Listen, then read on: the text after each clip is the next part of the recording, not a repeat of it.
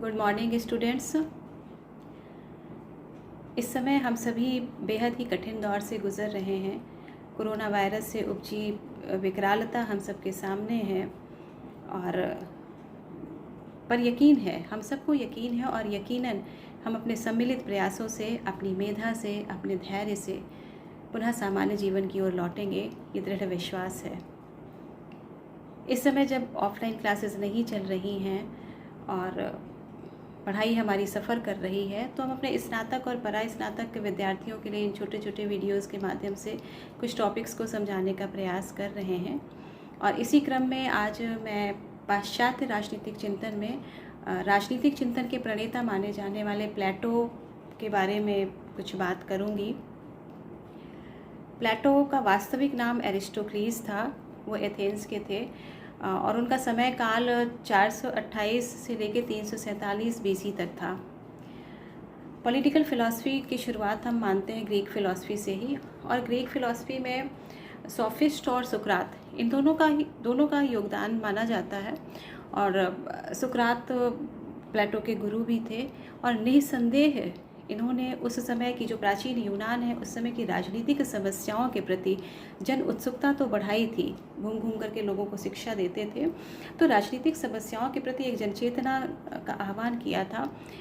परंतु इन्होंने एक विधि और एक क्रमबद्ध और लिखित अध्ययन नहीं किया था, और इसका सर्वप्रथम श्रेय जो जाता है वो प्लेटो को ही जाता है। शायद यही वजह है कि हम उन्हें राजनीतिक चिंतन का प्रणेता मानते हैं।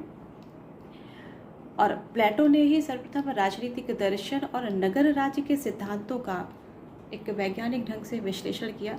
हालांकि इस विश्लेषण को और भी ज़्यादा वैज्ञानिक ढंग से अरस्तु, जो प्लेटो के शिष्य थे, उन्होंने और आगे बढ़ाया था, और अरस्तु को हम राजनीति विज्ञान का पिता मानते हैं।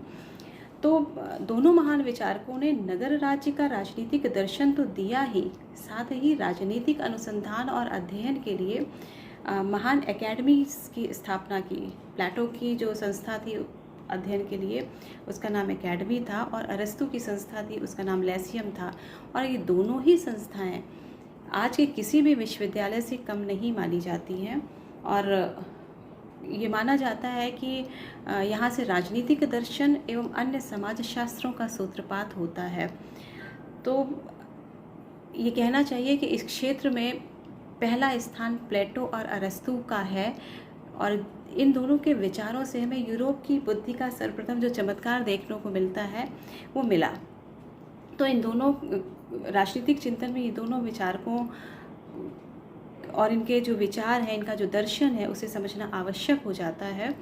और जब चूँकि प्लेटो की बात चल रही है यहाँ पर, तो मैं प्लेटो के बाकी जो राजनीतिक विचार हैं उनको बताने से पहले ये ज़रूर कहना चाहूँगी कि प्लेटो पर उनके पूरे राजनीतिक विचारों पर जिन बातों का असर हुआ वो उनके गुरु थे, और उनके गुरु सुकरात थे।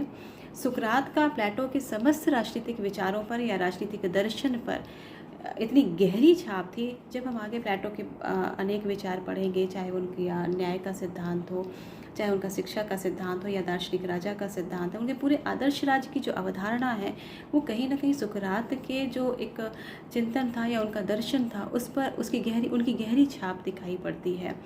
सुकरात जो उस समय कहना चाहिए कि सुकरात की हत्या कर दी गई थी, और भीड़ या लोकतंत्र जो एक कहना चाहिए कि उस समय जो भीड़ ने, या एक दुखांत हत्या थी, और उनके मन में उस भीड़ के प्रति या लोकतंत्र के प्रति इतनी नफ़रत पैदा हो गई थी, इतनी घृणा पैदा हो गई थी प्लेटो के मन में, कि उन्होंने बुद्धिमान और श्रेष्ठ लोगों के शासन की जो एक वकालत करने लगे, और अपने चिंतन में उन्होंने उस सतत पद्धति की खोज करने में लग गए। उनका जो चिंतन है, जब हम आगे पढ़ेंगे तो उन्होंने अपने चिंतन में वे उस सतत पद्धति की खोजने में लग गए, जिससे वे श्रेष्ठ और बुद्धिमान व्यक्तियों की खोज करके शासन हेतु उन्हें सक्षम बनाया जा सके।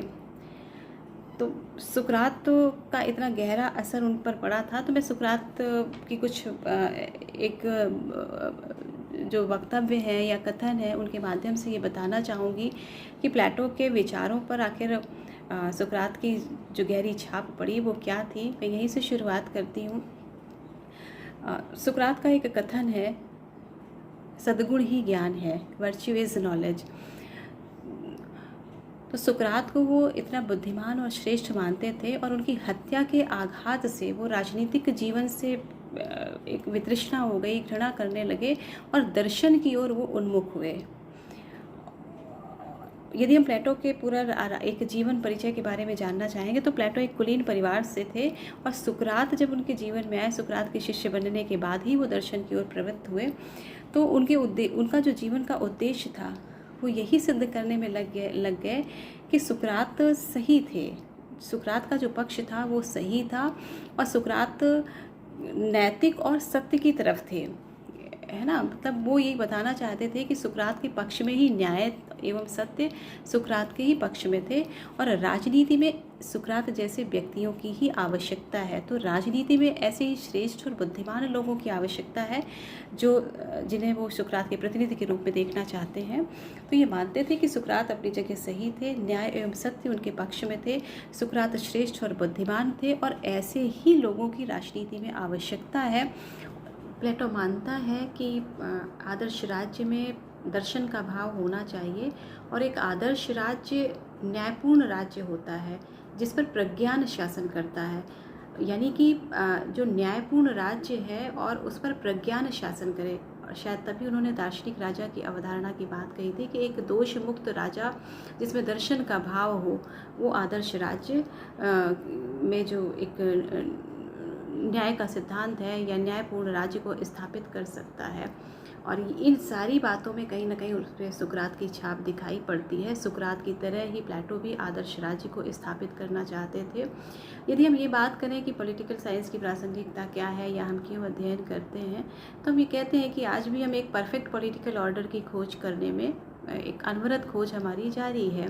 और शायद प्लेटो ने बहुत पहले ईसा पूर्व से भी 428 ईसा पूर्व जब वो पैदा हुए थे और उसके बाद अपने समय काल में उन्होंने कहीं ना कहीं एक आदर्श राज्य की अवधारणा स्थापित करने की जो बात कही कि आदर्श राज्य में क्या तत्व होने चाहिए, तो हम प्लेटो को आज इसीलिए पढ़ते हैं और यह राजनीतिक चिंतन का प्रणेता भी हम उन्हें इसीलिए मानते हैं कि एक तो उन्होंने अपनी पुस्तक अपने ग्रंथ रिपब्लिक में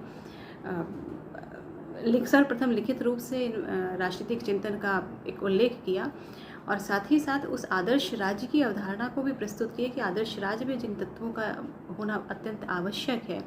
तो प्लेटो का पढ़ना प्रासंगिक तो है ही।